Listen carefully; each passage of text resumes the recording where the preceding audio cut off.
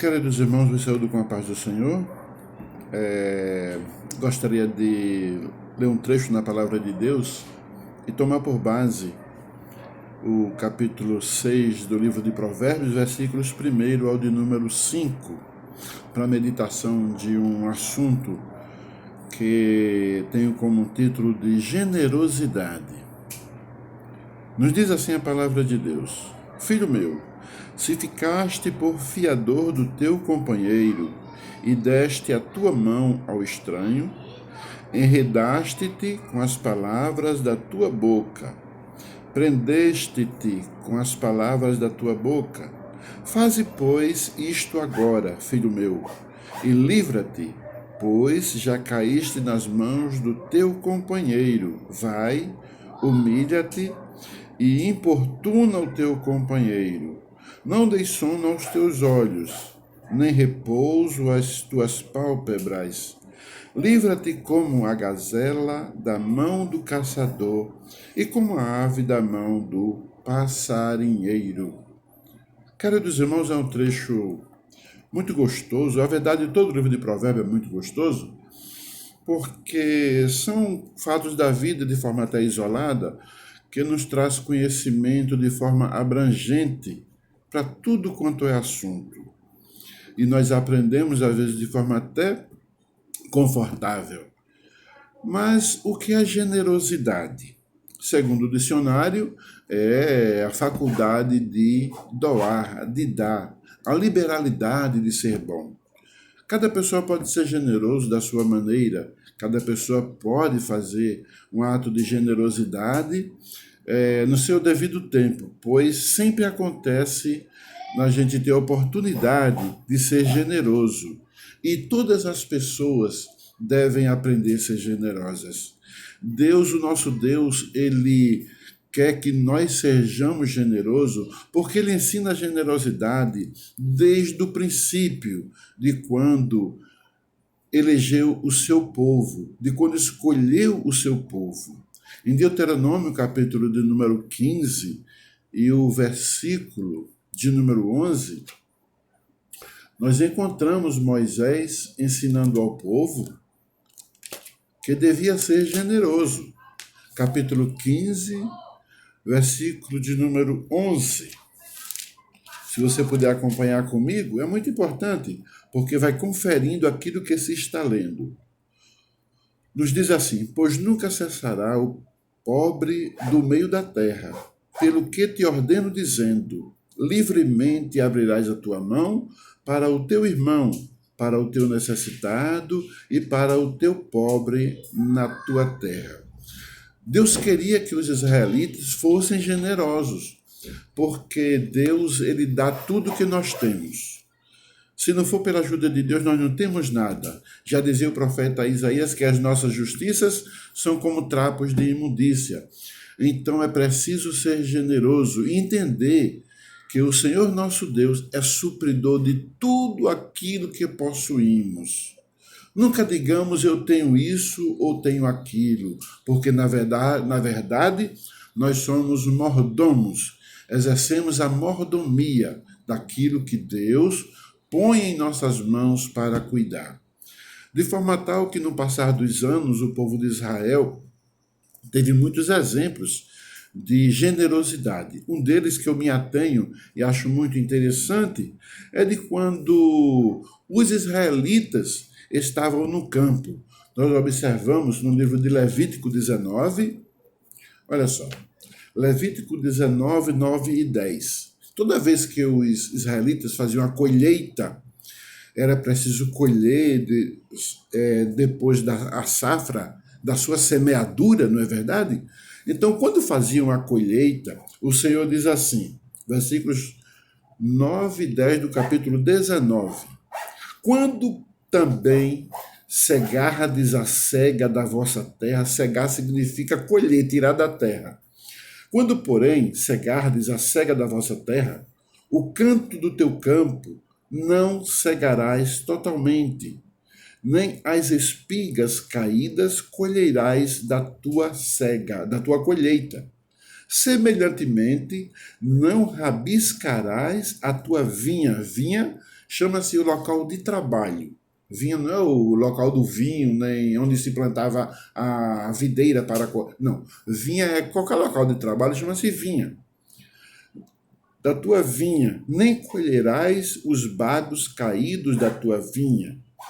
Deixá-lo-ás ao pobre, ao estrangeiro, eu sou o Senhor vosso Deus. Observe bem, o Senhor está dizendo aqui, quando você for colher o resultado da semeadura, quando for tirar do campo aquilo que plantou, pois já chegou o tempo, então você colhe, mas não passa de novo após a colheita. Não rabisca novamente aquele local. Você deixa lá, porque o necessitado, o estrangeiro, o pobre, aquele que não tem nada para sobreviver, ele vai passar procurando alguma coisa para o seu mantimento. Então ele vai colher aquilo que ficar. Um exemplo disso nós encontramos na Bíblia é aquela jovem senhora chamada Ruth, quando ela sai com Noemi dos campos de Moabe, depois daquela tragédia que aconteceu na família. Não vamos comentar tudo porque o tempo não dá. Mas Ruth sai com Noemi de Moabe, pois uma decisão que ela tomou, muito sábia. Noemi queria que ela ficasse lá junto com a órfã, a outra nora, mas ela disse, não, eu ouvi os conselhos que você me deu, e eu estou maravilhada, eu estou crendo no seu Deus. A partir de hoje, o seu povo é o meu povo, e o seu Deus é o meu Deus. E saiu dos campos de Moabe junto com Noemi. Quando chegou naquela terra de Israel, depois de caminhar muito mesmo, depois de passar por caminhos difíceis, não é? Situações difíceis de fome até, eu acredito. Então ela chegou naquele campo, naquele local, naquela terra de Israel, e não tinham nada. Noemi estava pensando o que fazer para sobreviver com ela, com a sua nora, mas Ruth era uma jovem muito batalhadora, e ela chegou no capítulo de número 2 e o verso 2, não é, do livro de Ruth. Observa só, livro de Ruth, capítulo 2 e o verso 2. E Ruth a Moabita disse a Noemi, deixa-me ir ao campo, e apanhareis espigas atrás daquele em cujos olhos eu achar graça. E ela lhe disse, vai, minha filha. Esse foi o conselho de Noemi para Ruth. E Ruth, ela foi colher espigas depois da colheita de um determinado campo, não é? Por sorte, era o campo de um parente de Noemi, não vamos comentar isso aí, que isso é coisa para outra situação. Mas Ruth, ela colhia as espigas depois da colheita que os moços colhiam, ela vinha atrás, aquelas que caíam, aquelas que ficavam, nenhuma colheita ela é bem feita, sempre fica alguma coisa no caminho. Então Ruth passava, colhia e levou para casa, junto para comer com Noemi, aquilo que ficava, de tal maneira que Deus supria assim a necessidade de pessoas generosas. O dono daquele campo era um homem generoso. Ele aprendeu com a lei de Moisés que devia deixar aquelas espigas que caíam, aquele resultado da colheita que ficava ali, que não dava para colher tudo, devia deixar justamente para aqueles que precisassem. E assim aconteceu. A generosidade, meus queridos irmãos, é uma promessa de bênção que Deus dá a todo aquele que é generoso. Existe na palavra de Deus muitas passagens em que Deus ensinou o povo a ser generoso. E nós encontramos aqui no livro de Provérbios o equilíbrio entre a generosidade e a mordomia. É necessário ser generoso, mas com prudência. É necessário ser generoso, mas também com cuidado. Não se pode sair abrindo a mão de tudo quanto é jeito e para tudo quanto é situação. Nós encontramos situação de generosidade no Novo Testamento. Jesus dá uma aula de generosidade no capítulo 6 de São Mateus, Quando ele fala sobre esmolas, aquele que dá esmolas, olha, quando tu der uma esmola, tu tem cuidado para que a mão esquerda não veja a direita. Ele quer dizer com isso que a pessoa que dá deve dar de bom grado, deve dar de retidão, deve dar porque está satisfeito daquilo que Deus lhe deu, repartindo com aquele que não tem. Isso é um ato de generosidade, não é? Nesse capítulo 6 mesmo, o Senhor, ele ensina sobre a oração, sobre o jejum, mas o importante é que ele está dando aula no primeiro versículo e o segundo de generosidade. Se der, dê com alegria, dê com cuidado para que não seja o produto da vista de alguém, para que receba elogio daquilo que está fazendo. Pois a Bíblia diz que aqui mesmo os tais recebem o seu galardão. É preciso ser generoso, mas generoso de uma forma bonita, generoso de uma forma reta, de que Deus se agrade, senão não adianta nada a sua generosidade, o seu ato de bondade. Observe no livro de Atos dos Apóstolos, um homem que foi bastante generoso. Quando a igreja nasceu, ali no dia de Pentecoste, e depois revestida de poder e tal. Então, o Senhor abençoando os irmãos, o Senhor abençoando, enchendo do Espírito Santo, mas acontece que entre eles havia muita gente que precisava de um amparo, precisava de ajuda, como hoje, em todo canto existe necessitado. De tal maneira que no capítulo 4 de Atos dos Apóstolos, nós podemos observar, Atos, capítulo 4, e o versículo de número 36. Olha só o que nos diz a palavra de Deus. Eu peço aos irmãos um parêntese para dizer que às vezes dá vontade de rasgar esse capítulo da Bíblia. Dá vontade de rasgar e jogar fora. Porque é um paradoxo muito grande com a vida que vivemos hoje. Nós não vivemos essa vida que a igreja vivia, não é? Observa só, Atos dos Apóstolos, capítulo 4, versículo de número 36. Então José, cognominado pelos apóstolos Barnabé, que traduzido quer dizer filho da consolação, levita natural de Chipre, versículo 37, possuindo uma herdade aqui é propriedade, vendeu-a e trouxe e o depositou aos pés dos apóstolos. Barnabé era um homem generoso, ele era um homem bom, ele era um homem satisfeito com aquilo que Deus tinha lhe dado. A Bíblia registra que a ilha de Chipre, não é? Ele tinha uma herdade, uma propriedade, ele era natural de Chipre, vivia em Chipre. Diz alguns historiadores que é porque ele não podia ter propriedade em Jerusalém, ele era levita. Descendente dos levitas, observe bem. Hoje muitos se dizem levita, não é verdade? São mentirosos. Se dizem levita para pôr as mãos naquilo que é dos irmãos, naquilo que é do povo. Além de ofertas, eles pedem dízimos. Já vimos no estudo passado que dízimo é ensinamento para o Antigo Testamento, não seja enganado. Hoje não tem levita. Levita talvez tenha Israel, da descendência lá, não é? Eles vão atrás da árvore genealógica e vão encontrando sua descendência, sua ascendência. Mas aqui no Brasil é difícil, só algum israelita que veio de lá para cá e deve ter a sua linhagem levita. Mas os outros que se dizem levita aqui não, são mentirosos, são gananciosos. Não caia nessa não, de jeito nenhum. De tal maneira que Barnabé era um levita. José, o nome dele, José cognominado Barnabé, chamado pelos apóstolos assim, natural de Chipre. Ele vendeu a propriedade porque se compadeceu no seu coração da situação que os irmãos atravessavam e pegou aquele dinheiro e depositou aos pés dos apóstolos. Olha, irmãos, aquilo foi um ato de bondade muito bonito, muito maravilhoso. Certamente ele não vendeu a propriedade que tinha, que ele morava, não. Ele vendeu outra. Claro que a gente não vai, Deus não está mandando aqui que ninguém, olha, venda sua casa, fique sem moradia, porque Abraão, Isaac e Jacó viviam em tenda e não precisa de casa. Não é bem por aí. Nós somos falhos. Nós precisamos de uma casa para morar com a família, não é verdade? Hoje a vida não é como naquele tempo de Abraão, Isaac e Jacó. É diferente. Então precisamos da nossa propriedade. Olha quem tem a sua condição de ter um sítiozinho para passar um tempo lá no interior, seja lá onde for. Amém por isso. Deus abençoe. Às vezes tem família grande, os filhos já crescem, casam e ficam morando na casa dos pais. E se os pais têm condições de um sítiozinho para viver a vidinha deles, aquela vida gostosa, criar um bichozinho ali, é uma maravilha. Deus abençoe. Mas se dispõe o seu coração lhe mandar vender uma propriedade para ajudar alguém, faça.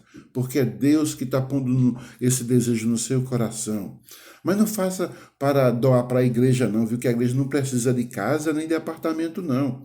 Eu tenho visto pessoas aí doando casa. Olha, irmãos, tem tanta gente precisando de uma moradia. Às vezes ganha somente um salário mínimo e paga aluguel. Um, dois, três filhos. Vive numa situação muito difícil.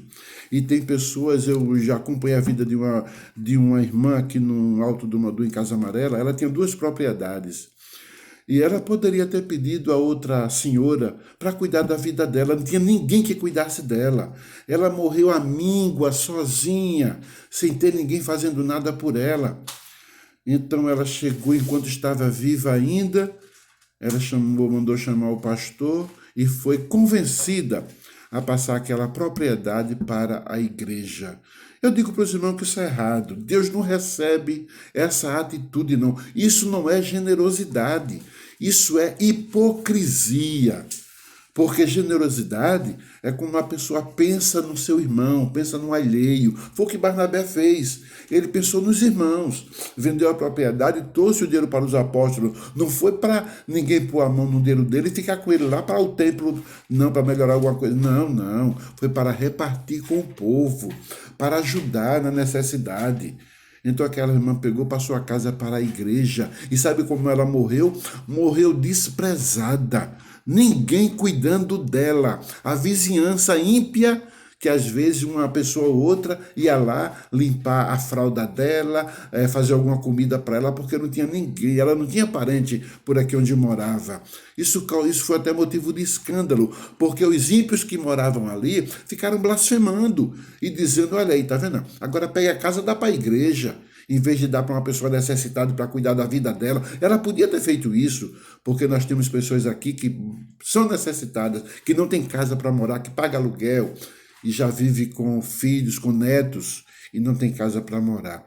Isso não é uma atitude que se possa dizer de generosidade, mas é uma atitude que se pode dizer de hipocrisia, uma atitude que Deus não recebe, uma atitude que, quando o Senhor pesar naquele dia no tribunal de Cristo, que nossas obras passarão pelo fogo, essa obra será queimada, porque não é ouro, não é prata e não é diamante. Isso é equivalente a feno.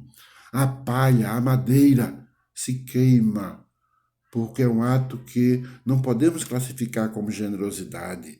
Saiba, meu irmão, minha irmã, se você tem um bem e não tem para quem deixar, procure que na igreja tem um apartamento, uma casa, seja o que for, mas nunca deixe para a igreja. A igreja precisa de nossas ofertas para continuar sobrevivendo. Por quê? Porque é necessário que ela sobreviva, que pague luz, que pague água, que conserte um banco, não é? Que dê um salário digno para um pastor viver, um salário digno, não é um salário de mercenário não, viu? Não é um salário de traficante não, o traficante ganha muito dinheiro, pode viver com um salário aí de 100, de 200 mil, Deus é que sabe, não é? E o diabo também, que está vendo tudo. Mas se tiver alguma coisa assim, faça para alguém que precisa. Deus há de ajudar, abençoar a sua vida, porque Ele é maravilhoso. Eu quero dizer aos irmãos também que, além desse exemplo maravilhoso que nós encontramos de Barnabé, né, nós encontramos tantos exemplos, o exemplo de Cornélio, por exemplo, Atos dos Apóstolos 10:1. É outro exemplo de generosidade. Cornélios, Atos dos Apóstolos, observe novamente, Atos dos Apóstolos, capítulo de número 10 e o versículo 1. E havia em Cesareia um varão por nome Cornélio, centurião da corte chamada Italiana. Cornélio era um varão da corte chamada italiana. Era um gentio. Cornélio, pela Bíblia, é o primeiro gentio convertido ao cristianismo que nós encontramos, não é verdade? Era um homem bom, era um homem generoso. A Bíblia diz que não chegava necessitado algum em sua casa para que não fosse despedido com alguma coisa, porque ele era um homem bom, ele era um homem generoso. Valia a pena chegar na casa de Cornélio. Ele ajudava, ele satisfazia a necessidade, ele não despedia de mãos vazias, não é? Outro exemplo é de Dorcas, capítulo 9 de Atos e o verso 36. Dorcas, olha só, e havia em Jope uma discípula chamada Tabita, que traduzido se diz Dorcas. Esta estava cheia de boas obras e esmola que fazia. Dorcas era uma pessoa generosa. Ela fazia as obras dela, ela fazia cada túnica maravilhosa, meus irmãos, cada veste maravilhosa para aquelas mulheres ali. De tal maneira que Dorcas, por que a Bíblia registra essa passagem de Dorcas? É porque ela era boa, ela era gentil, ela cuidava da necessidade daquelas pessoas, de tal maneira que, quando ela morreu, as irmãs se reuniram e choraram. Choraram tanto que foram avisar a Pedro, para Pedro vir fazer uma visita para ela e orar por ela. E assim Dorcas, ela foi alcançada pela misericórdia de Deus e ressuscitada, porque o amor daquelas irmãs, daqueles irmãos, pela vida de Dorcas. Deus abençoe, ajude, sustente, que cada um de nós tenha a oportunidade para ser generoso, porque Deus ama a generosidade. Mas deve haver um equilíbrio entre a generosidade e a retidão. É preciso ter cuidado, saber a hora certa de ser generoso. Isso porque existem pessoas que se aproveitam da situação. Generosidade é preciso ter, mas ter cuidado da mordomia. Você é mordomo daquilo que é seu. Você tem que ter cuidado para que não lhe falte, não é? Tem pessoas que às vezes querem dar uma desperta porque você é um cristão, às vezes até um parente. Pede ao seu nome para comprar alguma coisa, um bem, não tem condições de comprar, mas acha que pode pagar. Diz, fulano, compra para mim que eu vou pagar, não se preocupa. Olha, tenha cuidado. Tenha cuidado porque a Bíblia ensina que devemos ser generosos, mas devemos ser prudentes também, não é? Simples como as pombas, prudente como a serpente. Existem muitos irmãos que simplesmente por querer ser generoso, esqueceram de ser prudente. E estão com o nome sujo no mercado. Estão no SPC, no Serasa, porque alguém sujou o seu nome, comprou e não pagou. E quando a gente passa por isso, a gente passa por uma situação difícil, porque é preciso limpar o nome. À medida que eu dei o meu nome, é problema meu. Fui eu que dei o meu nome. Quando eu dou o meu nome, eu estou empenhando. Se a pessoa não pagar, quem tem que pagar sou eu. Olha, tenha muito cuidado com isso. O seu nome é a coisa mais importante que você tem. Então, antes de emprestar o seu nome para alguém comprar alguma coisa, primeiro pense se você pode pagar. Porque se ele não pagar, é você que vai pagar, não é? Generosidade é uma qualidade até de perdoar tudo, aí a todos. Então, se você pode pagar, você pode dar o seu nome a quem quiser. Mas pense antes, porque há muitos aproveitadores em nosso meio também. Que Deus abençoe a sua vida, abençoe você, abençoe a todos nós. E quando der o seu nome, se alguém comprar, tenha cuidado para que ele pague tudo. A passagem bíblica que lemos diz, não deis sono aos teus olhos até que se livre dele. Quer dizer, até quando ele termine de pagar. Então, não dê o seu nome para ninguém. É melhor dizer à pessoa que tenha cuidado, junte o dinheiro e compre, do que dar o seu nome e empenhar se você não puder pagar. Se puder e quiser, eu não estou dizendo para alguém como uma filha, um filho, não é? A gente sempre faz isso. É necessário, esposo, a gente sempre faz isso. Mas às vezes tem um parente de fora que quer dar uma desperto. Às vezes é alguém que trabalha e é só conhecido, é um amigo, uma amiga, e acha que pode pagar. Mas de repente sai do emprego. De repente alguém na família adoece, ele vai botar como prioridade pagar o que deve? Não. Ele vai, a prioridade é aquela pessoa que está doente. É aquele emprego que agora acabou e não tem mais de onde tirar. Então é preciso ter prudência naquilo que faz.